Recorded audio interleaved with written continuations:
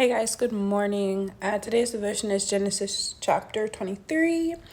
In this chapter, Sarah dies, but we see how Abraham took care to bury her and what some of this just shows about the life that Abraham has been living. So the people of the land that Abraham is living in, there's still people there who don't believe in the same God. Like they're pagan countries who believe in different gods, different things. And Abraham is living amongst them, and Abraham is seen by them as a mighty prince. And these people, although they don't serve the same God, they see Abraham in this way that they want to revere him and honor him. And we know that this is just because of God. It's not because Abraham is some great man. It's because clearly they have seen how great the God that Abraham serves is and have ascribed to Abraham some of that greatness, right? Who knows what God was really doing or how he was blessing, but one thing that's made clear is how Abraham is seen by these people as a result of what God has been doing.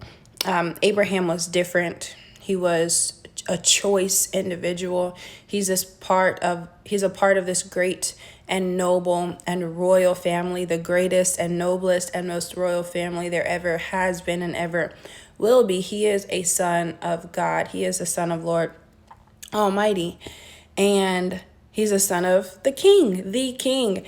And that's the same for us. But I'm wondering if people are looking at our lives, are they saying, oh, she's a mighty princess, or oh, he's a mighty prince?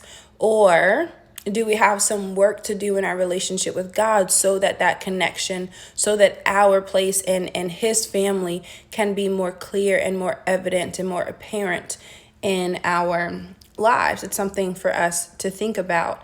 Abraham is clearly set apart, and God is so great that even those who don't believe in him, those who don't profess faith in him, see and believe and revere Abraham and just want to serve him. Abraham's wife dies, and Abraham is looking for a place to bury her, and he's asking these people for a place, for a tomb, and he chooses a cave that he wants. And these people are ready to just give it to him. They're like, no, you're so great, you can just have it. But then we see another side of Abraham that's really important. And that's the humility that he has. It's the honesty that he has.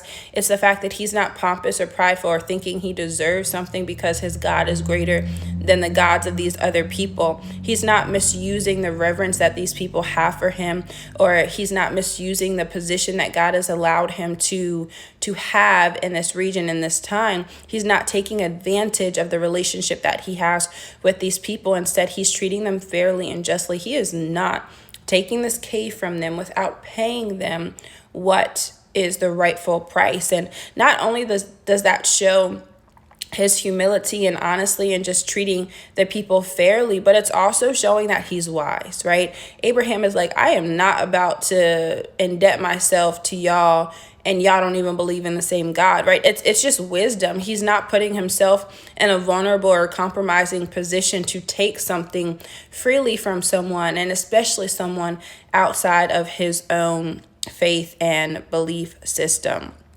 Abraham is honest, and he's humble, and he's wise, and he maintains this disposition even though it's clear that God is using him to do great things in his life in this area. And I think we have to do the same thing. Even though God might use us to do great stuff, remember that God is great and we are not. And then we need to be wise in our interactions and dealings with people, not taking advantage of our position, not taking advantage of the respect that people have for us, not trying to use it for our own benefit or to save ourselves money or trouble or anything, but to really just deal with people well and to give them what we know we have and not try to be stingy with folk and all that foolishness. But yes, let's be humble. Let's be honest. Let's be wise.